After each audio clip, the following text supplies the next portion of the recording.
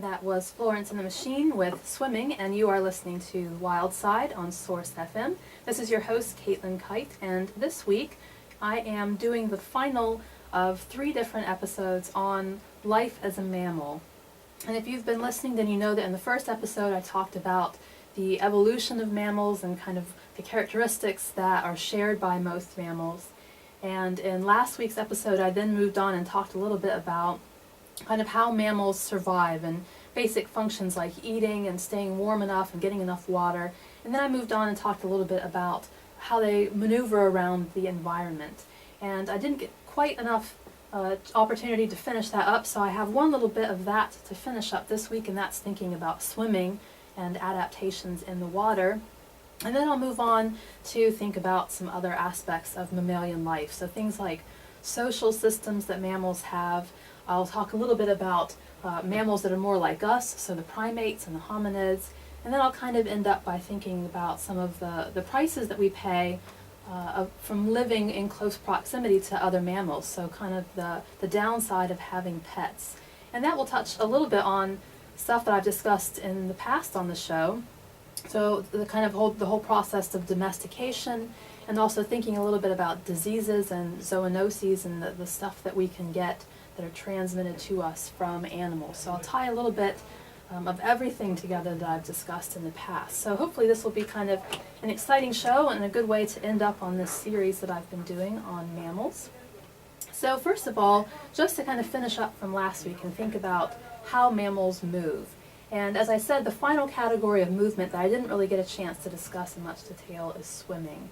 And of course, swimming is kind of an interesting thing because the bulk of mammals don't swim. We're on land the majority of the time, and so we're adapted to kind of run around or hop around or swing from tree to tree, and we're not really adapted to spend a whole lot of time in the water. But there are several species of mammal that do spend the majority of their time. And so these are things like whales and dolphins that are permanently in the water, or things like walruses and seals that can spend quite a lot of time in the water, but also some portion of their time on land.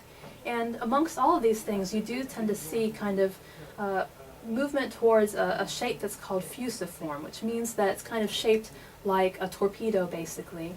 And that shape is going to be really helpful for these things because it improves hydrodynamics, and it allows these guys to swim around without having a lot of the energy taken away from the drag of the water, and it allows them to be quite speedy in some cases. In other cases it's more about being kind of maneuverable and chasing after something by, turning really quickly and being able to go after it, or kind of a combination of all these sorts of things, just allowing you to be really flexible and active in the water. And most of these animals have lost their hind limbs to some extent or another. So they may be completely gone, as we see in whales and dolphins. These guys, they have flippers, but they don't really have, legs in any sense that we would recognize. Or they can just be very small. So things like walruses do have some evidence of having once had hind legs, but they're just not very developed, and they are much more like little flippers, and they aren't very useful. And of course, these things that have the little bit of the leg kind of left over are the ones that are still on land at least some time. And so they do need to be able to kind of move across the beach or move up from the water onto the land. And so it is still useful to have those legs or leg-like appendages. But in the species that are always in the water, that isn't really the case. They can be more, they can be smoother moving in the water if they don't have those appendages, and so they have lost them. Now, some of them have also lost the pelvis, or they have very, very small pelvises. So things like dugongs and manatees have a vestigial pelvis instead of the really prominent structure that we see in other mammals. And hand and arm adaptations are really obvious. So a lot of these things have flippers. And the flippers tend to be oriented horizontally, so they have these trailing edges that reduce the turbulence of the water. And it's the same kind of design that we use when we're making wind turbines. So that nice kind of angled up in the front and then angled back down in the back, so that as you cut through the water, you're not producing a whole lot of drag, you're not losing your energy a whole lot. And the more horizontal it is, the less it's going to kind of put up an edge, put up a surface that's going to catch the water and make it have a lot of drag and slow these animals down.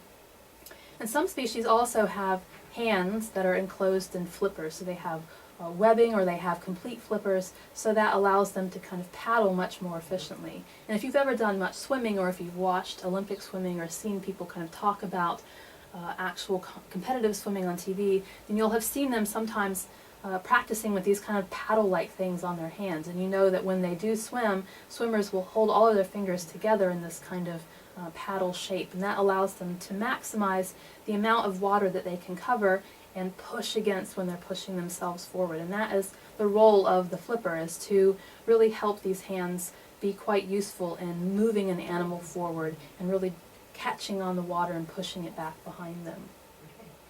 Now, some species of aquatic animal do dive quite deep, and this is especially true for things like whales, although we are also now finding that relative to body size, there are some of the smaller animals that will also go to quite impressive depths.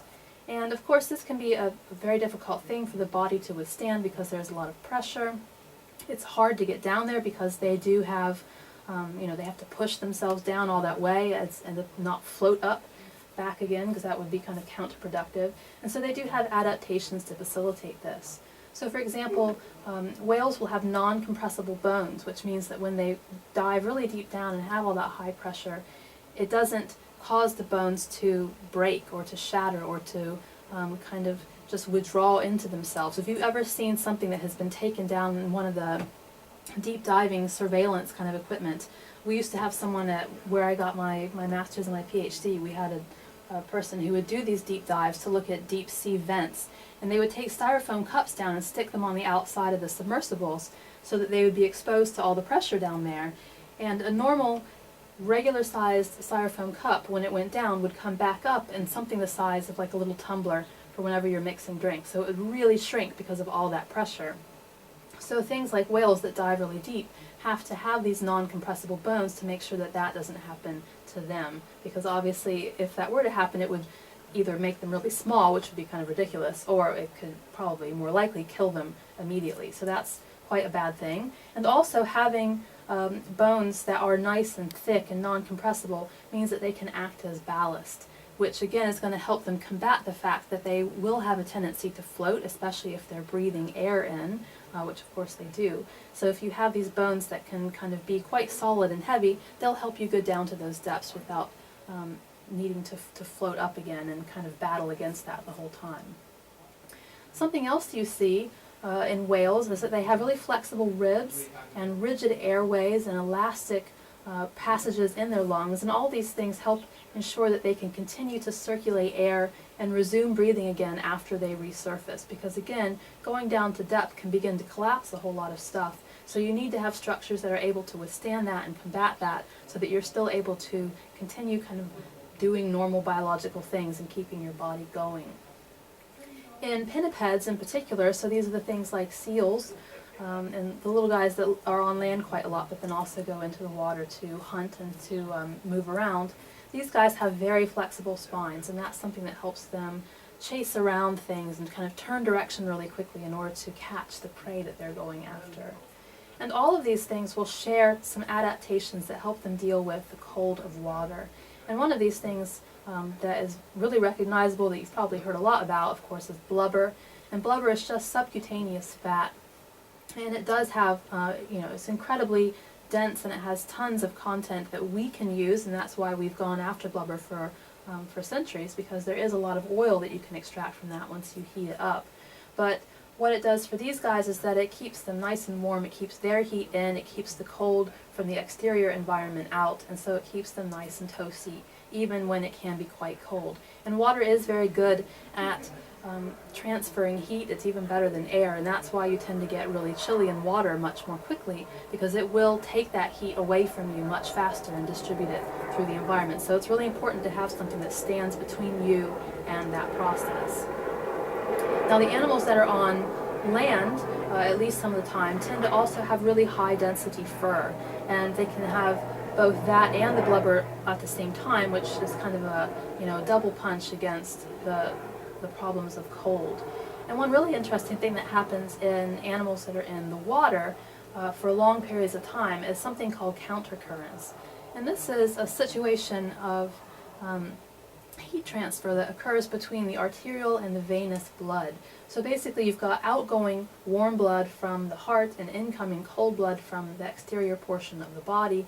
And if these two things pass in close proximity to each other, then they can transfer heat to each other. And that means that this can help keep the extremes of the body, so things like flippers and fins, at a more constant temperature, not let them drop down to the temperature that's outside in the environment.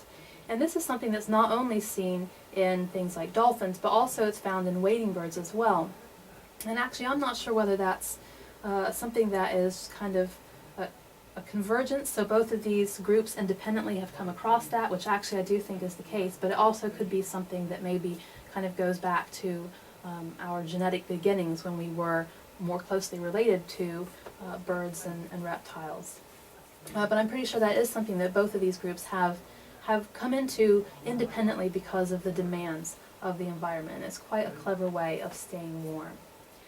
So now the next thing I want to move on to, having kind of covered all the different types of, the broad types of movements that mammals engage in, is something completely different, moving completely on to social systems.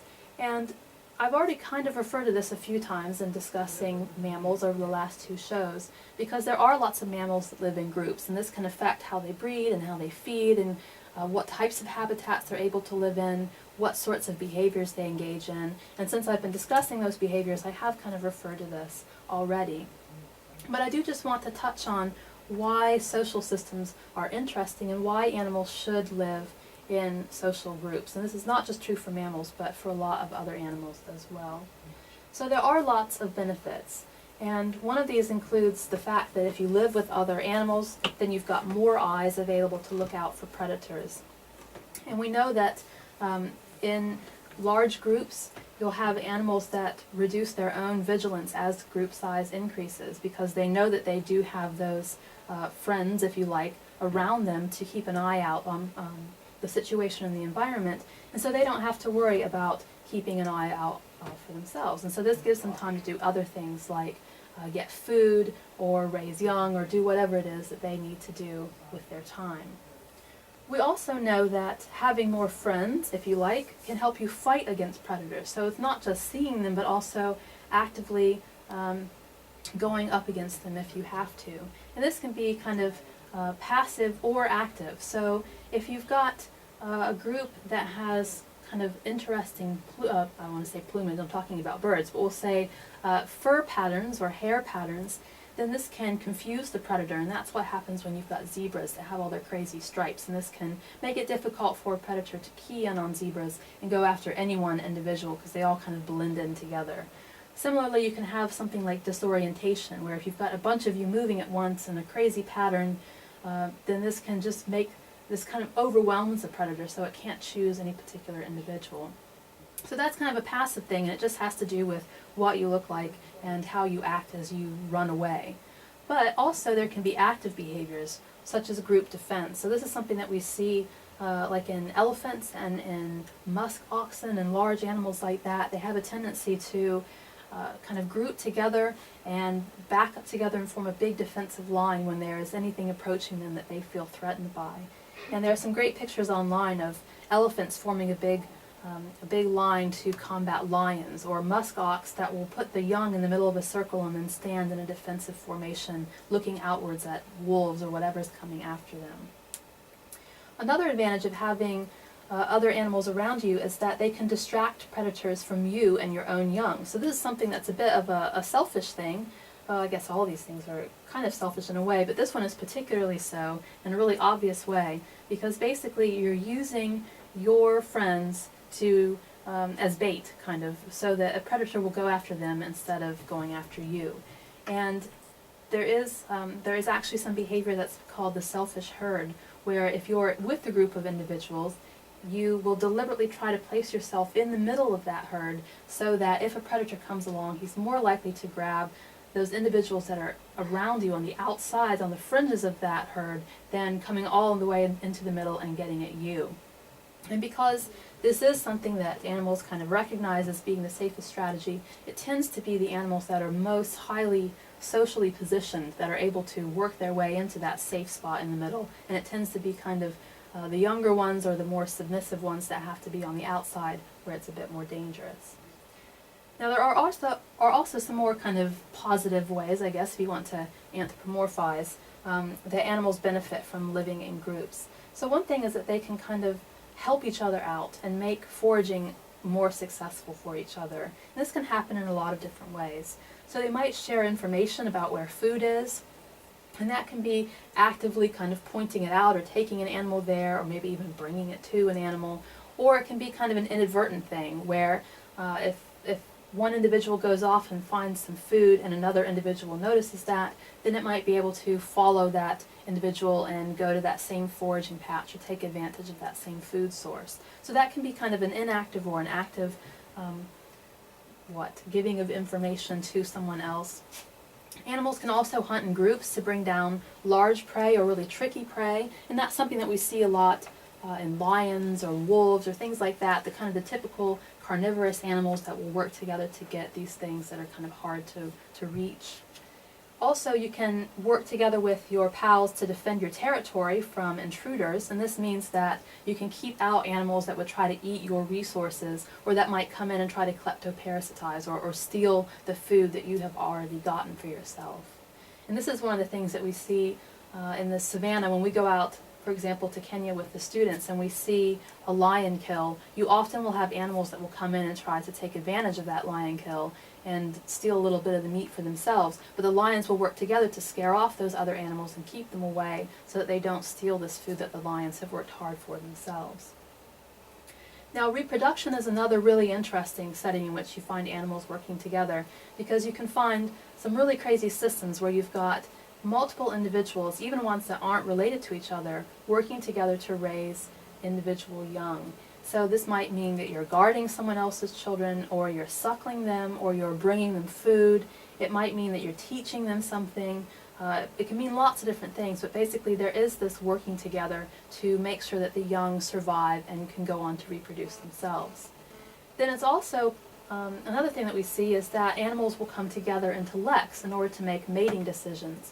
So you have these groupings where you've got an aggregation of individuals of one sex that will demonstrate their prowess and try to get members of the opposite sex to mate with them. And generally we see that this is males that are showing off to females. So the females can come in and see what's happening and choose which male they're interested in. And so this is a really important time for mammals to come together and be quite social. But what's really interesting is that it's not just being together for the sake of choosing a mate, but sometimes these choosy females will watch each other and see who other females are choosing so they can figure out which male is probably the best for them as well. So you can learn a little bit about kind of the quality of individual males and which mate is going to be best and give you the best genes from your conspecifics. So it is kind of there's multiple things going on there that makes that kind of social activity really important for these animals. Now, as I mentioned earlier, kind of tangentially, there is also the benefit of transferring information. So I already mentioned that you can kind of watch others and see what they do and use that for yourself. There is also active teaching. So sometimes that's teaching the young. And a great example of this is the meerkats that'll teach young meerkats how to capture and kind of process a scorpion so that they don't get stung. And that's a really important skill for the young to learn. If they don't have someone demonstrating that to them, they could very easily get hurt and even kill themselves. So it's important to have that kind of learning process. But you also have, just in general, new generations learning whatever important social behavior from previous generations by observing it or being taught actively. And that can mean things like vocalizations, so making the proper vocalization at the right time, not making an improper vocalization. So there are lots of animals that will punish if you kind of cry wolf and pretend there's a predator when there isn't. So you have to learn from your peers when it's not acceptable to do that sort of thing. You can learn postures, so how to show a certain emotion by having a certain kind of physical stance, how to choose a good burrow, how to make a good burrow, all sorts of things like this that you learn simply by doing and simply from seeing the setting in which you were raised and kind of then replicating that in the future. And this allows kind of the creation of culture, and I'll talk a little bit more about that later on.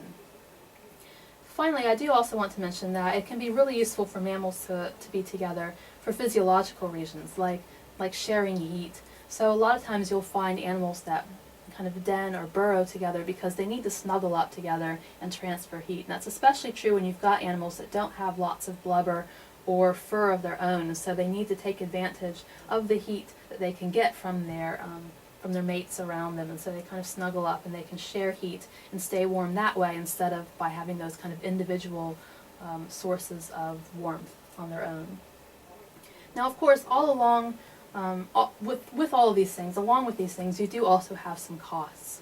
And just as being together can make sure that you get rid of predators, it also means that you can attract the attention of more predators, because when you're in a group, you are going to be more obvious. It's harder to sneak around and be kind of subtle. And so predation rates can be increased if you are in a group rather than on your own. You can also find increased competition for resources. And this means that you might have animals that are thieving from you. They might be trying to share your prey. So if you do hunt in a pack, when you bring an animal down, the whole thing about working in a pack is that each of those pack members will get some benefit from helping out. Otherwise, why would they do it? You can also have increased visibility to your prey, so it's really hard to be subtle and kind of sneak up on a deer or a buffalo or whatever if there's 12 of you, as opposed to if it's just you or just a couple of you. So that can make it a bit harder to have the resources that you need. It can also reduce your reproductive success, so you can have things like cuckoldry, where another male will sneak in and impregnate the female partner of an individual that's living in that social setting. You can have infanticide, where you've got, maybe in lions for example, a new male comes in and takes over the pride, so he kills off the young from the previous mating attempt in order to make the females receptive to new mating attempts. You can also have reproductive suppression. And this is a really unusual thing, because you think, why would animals choose to live together if they have other animals actively making it difficult or impossible for them to reproduce, because kind of the whole purpose of life is to reproduce. But this actually can be beneficial in the end, and so you do have animals that put up with this. And we see this kind of thing in meerkats, for example, where you've got the one female who's doing all the breeding, and in wolves as well, where you've got the alpha female who will do all the breeding, and then the other females will help out, and they are not allowed to have their own young. And the last thing, which I'll again bring up towards the end of the show, is sharing of disease. And this is something that we find not just amongst animals of the same species, but also from interspecies interactions as well. And that's not just out in the wild, but also with humans additionally. And given all these things, all these kind of pros and cons, you might imagine that there are lots of different ways that you might kind of balance all of these things and get the most out of different social interactions. And that is true. So we find all sorts of social systems in mammals to kind of balance out for each different species in each different environment, whether it's good or bad, to be in a social relationship. So they kind of figure out the system that optimizes things for them. So we have asocial animals, we have mother-young pairs, we'll have families that live together, they're clans, so it's kind of multiple related families living together. You can have eusocial mammals, and you can have variable mammals. So they will differ in their sociality depending on the time or the space. They might have fission-fusion relationships like dolphins, where they might have little groups that sometimes come together into big groups, but then they break off again. So there's lots of variations that allow mammals to kind of figure out the best social system for them and optimize what they get out of interacting with other animals. And adoption of any particular social system is going to depend, as I said earlier, on the environment in which they've evolved and in which they're currently living, and also ultimately the genetic payoffs of behaving one way or another. And so that when I say they're trying to balance, that's really what I mean, is they're trying to get the genetic payoffs that they need. So the goal is to maximize the survival of genes over time. So whichever of these systems does that will be the one that kind of wins out over evolutionary time, and that's the way these mammals are going to behave. And that's why you've sometimes got animals that will sacrifice the good of themselves in order to help out their kin, because sometimes even if it doesn't help you, it is going to help your genes, because those genes are still related to you if it's your own relative that you're helping. And that's why we can see this crazy evolution of all sorts of different variety in terms of social relationships.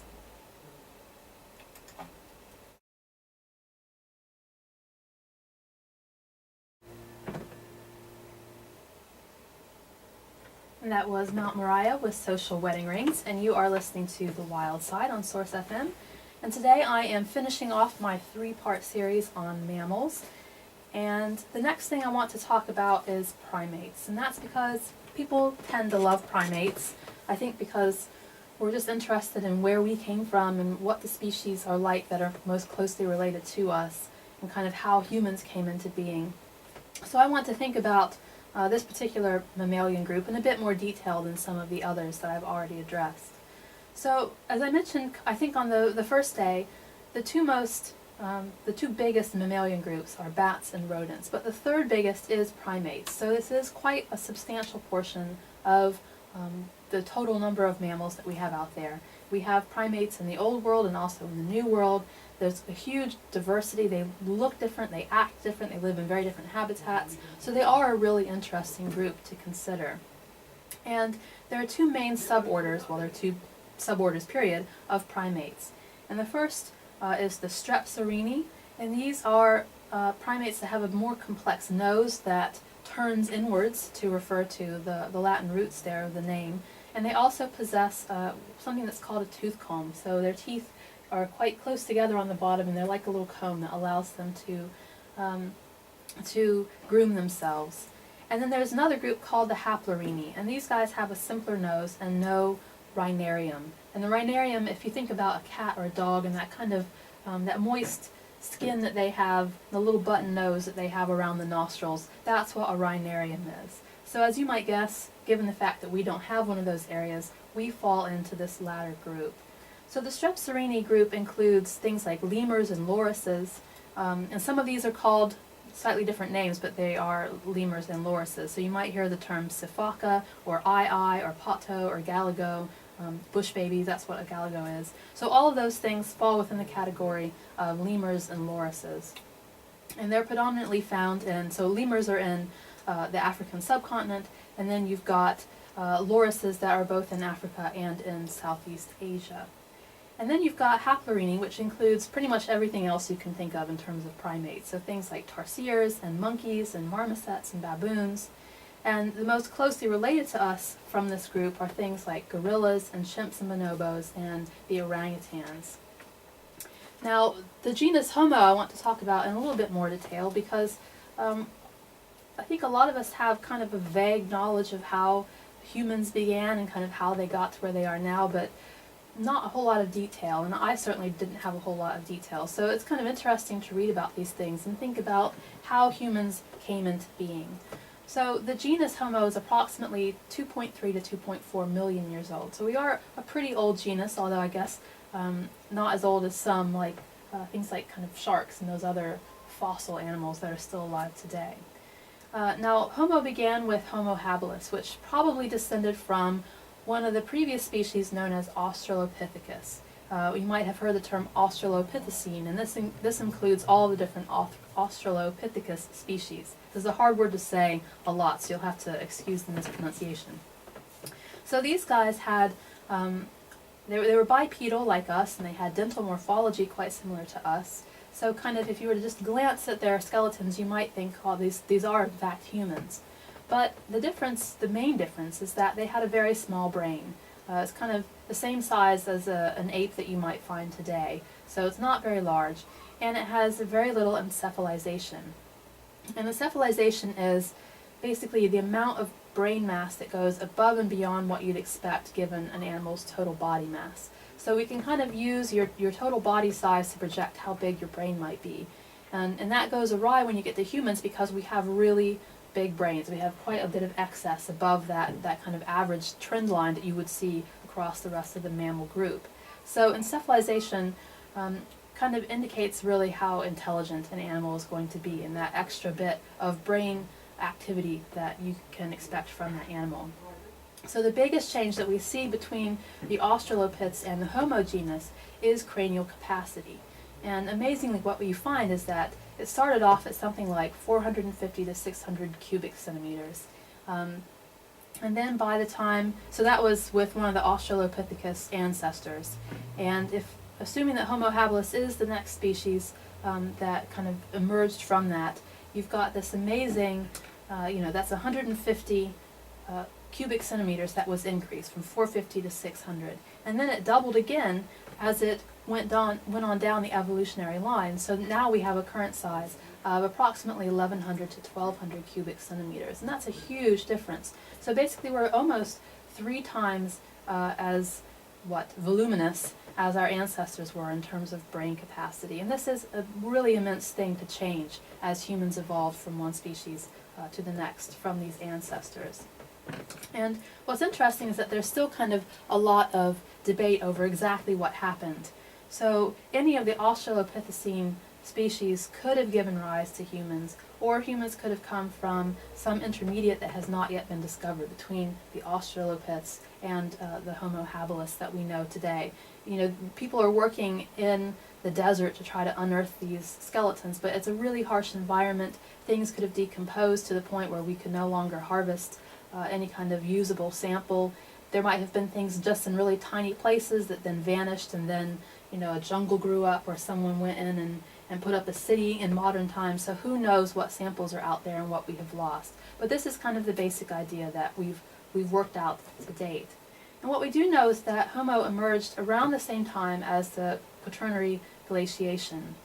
And it was previously thought that actually Homo species came into being around the time of the first stone tool use, and that maybe it was this tool use that actually allowed us to become separate from the rest of the apes that we're related to. But it turns out that tool use happened much earlier than that, and it does seem to be kind of more aligned with this glaciation period. So it could be something in those really harsh environmental changes that helped set us apart from our primate relatives. Maybe the way that we were able to survive using certain tools or having certain morphological characteristics that kind of distinguished us from them and set us on this path of becoming a distinct species, but who knows. Now, depending on analysis, there are thought to be anywhere from, I don't know, maybe a half a dozen to 12 different Homo species currently known. But some of these might be subspecies, there might be others we haven't discovered. Some of them only have very tiny sample sizes, maybe even just one little bit of DNA that's been harvested. And so the jury is kind of still out on exactly how many different Homo species there have been over time. But we do know, of course, that we are the only one that is extant, that still survives today. And the amazing thing is that now we're able to perform these DNA analyses that allow us to understand more about the relationships between the different Homo populations and between us and our ancestors. So for example, we're now able to tell that modern humans did live at the same time as Neanderthals and Denisovans, and that there has been some genetic exchange between these groups. So we know that there is some Neanderthal DNA that's found in contemporary human genomes, which suggests that there was interbreeding, even though for a really long time scientists didn't think that there was. So we're able to know more and more about these guys using these amazing kind of laboratory techniques that we have. So hopefully we'll get a clearer picture of this. And actually, ever since I've been kind of paying attention to this literature, just over the past, I don't know, year or so, I've seen several different things that have come out. I got really interested in this when I read about it in a National Geographic article not too long ago, and it's amazing that just since that article there have been updates and you know, it's been moving forward. We have found out more things about where humans were living and what groups were interbreeding and that sort of thing. So this is really a field that's exploding as people come up with these new techniques. Now, thinking about humans and all the other primates as well, what are some of the adaptations that we share in this group of mammals? So as I've mentioned in previous shows, locomotion does tend to be predominantly arboreal, though of course some of us have come down out of the trees and spend more time on the ground. But because of that arboreal ancestry, we have grasping hands with opposable digits. We're quite strong. We have that rotator cuff in the shoulder to allow us to swing around in branches. We rely primarily on sight and on sound, and we're less sensitive to smells than a lot of other mammals are. Of course, that's one of the big reasons that we bring in sniffer dogs, is because we don't have that kind of ability that some of our fellow mammals do. As I mentioned earlier, just in this show, we do have larger brains, and we have a cerebral cortex that maximizes brain area and allows us to be quite intelligent and problem-solving.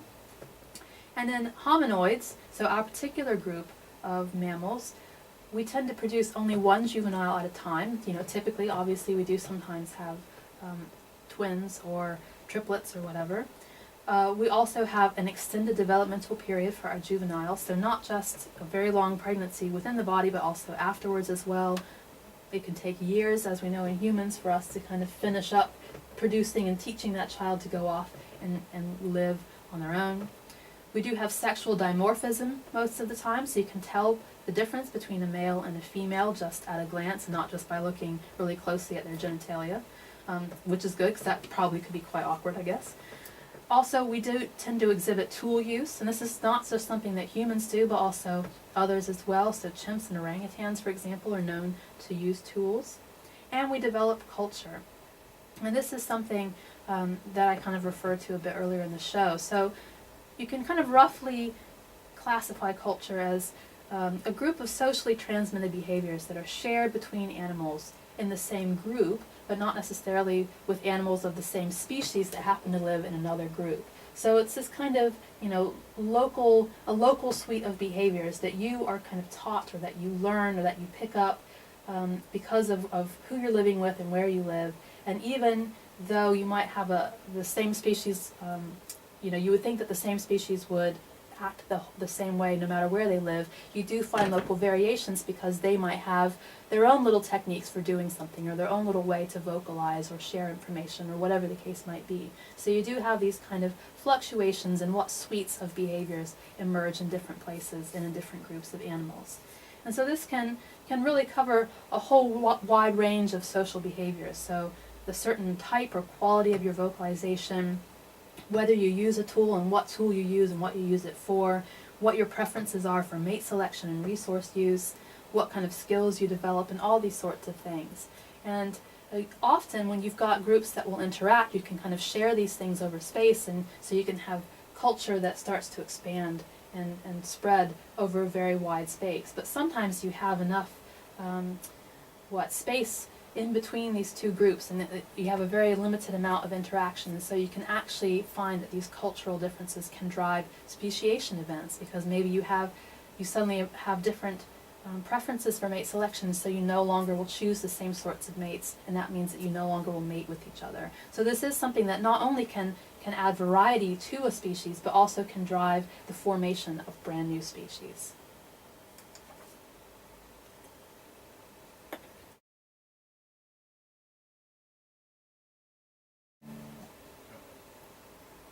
And that was Mark Knopfler with Punish the Monkey. And you are listening to The Wild Side, and today we are talking about mammals. And the last little thing I want to talk about before wrapping up the show is the price that humans have paid for domesticating animals. Now, in the past, I have talked about domestication, so I don't want to go into those details again today. And if you missed that show, you can go to the Wild Side website, through the Source FM website actually, and listen to some of those previous episodes, or look at the page that I created with links and things like that. So you can kind of get yourself back up to speed. But the basic thing that I just want to mention today is that domestications began approximately 20,000 years ago, when people were transitioning from kind of nomadic lifestyles to more settled lifestyles.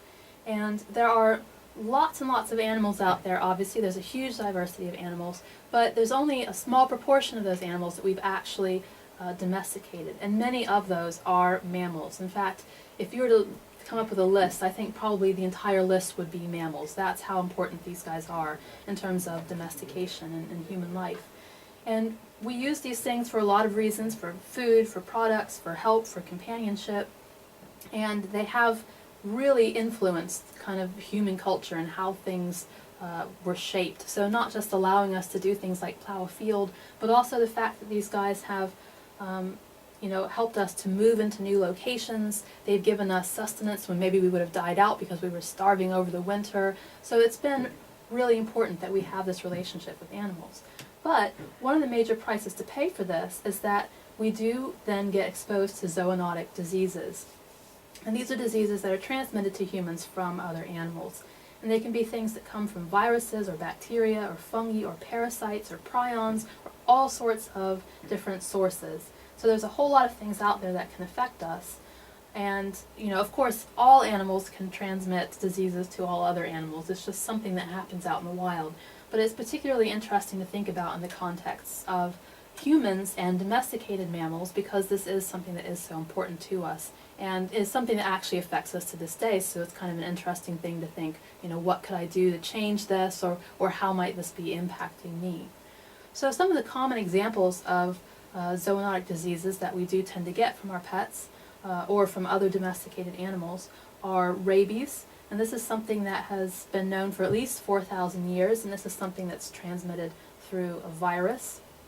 The plague is another really important one, and the plague has been hugely influential in human culture because it has, at different points in our history, killed off something like 30 to 50% of the European population, which has meant that we've kind of restructured everything. It's thought to be one of the things that kind of shaped modern society because so many people were killed off by the plague that they had to then change how people were paid and what the social order was like and who got to be in charge. So it did really have a big influence on humans.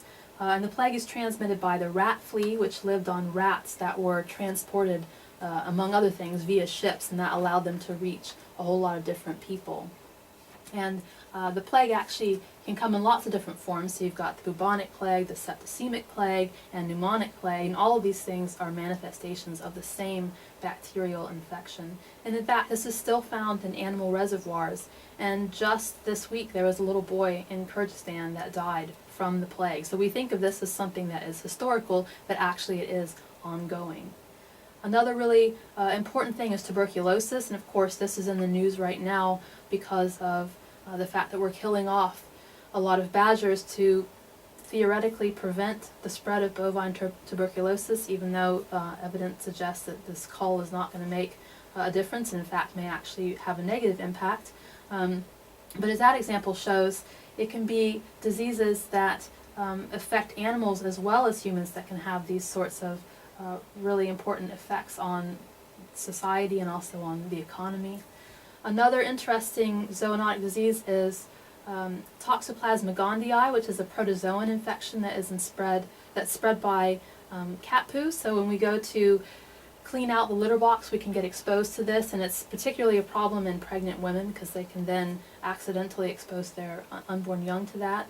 And some people have thought for a while that potentially this protozoan could be responsible for autism, or could be one of the things responsible for autism and other kind of social syndromes.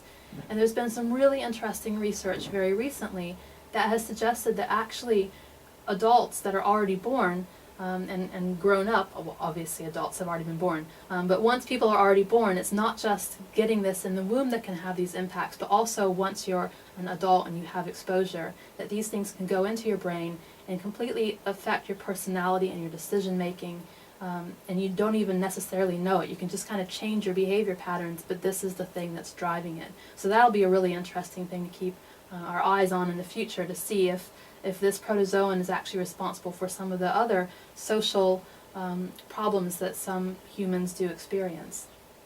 Another thing that's been in the news quite a lot is prions. So these are misfolded proteins that cause neurodegeneration. And in cows we call this mad cow disease, but in humans we call it the new variant Creutzfeldt-Jakob disease. And that has obviously a devastating impact on people that get infected. And then there are lots of other emerging zoonoses as well that have become increasingly important over the past few years, and there are a lot of researchers out there right now trying to figure out how these things are spread and how to stop them. So things like SARS and influenzas, the Ebola virus, which recently has found some success because we've seen some treatments that seem to be working in chimps, so maybe we will have something to combat that in the future. So for all of these things, it requires a whole lot of vigilance and cleanliness and imposing safeguards to try to keep the diseases and the animals and not allow them to come into us, or even better, to keep them out of our pets as well, so that there's not any exposure either in the domestics in our household or in ourselves as well. So this is just kind of an interesting little side note to think about the effects of not just human sociality, but also our sociality with these other organisms as well. And that is what I want to end on today, but really quickly I want to just thank Robbie McDonald from the University of Exeter, because it's from his materials, from one of his mammalogy courses, that I've gotten a lot of this information. If I've gotten anything wrong, that's my fault, not his fault. But he is responsible for putting all this fascinating stuff together and putting it at my fingertips. And on that note, I just want to end up on Gloria Gaynor singing I Will Survive.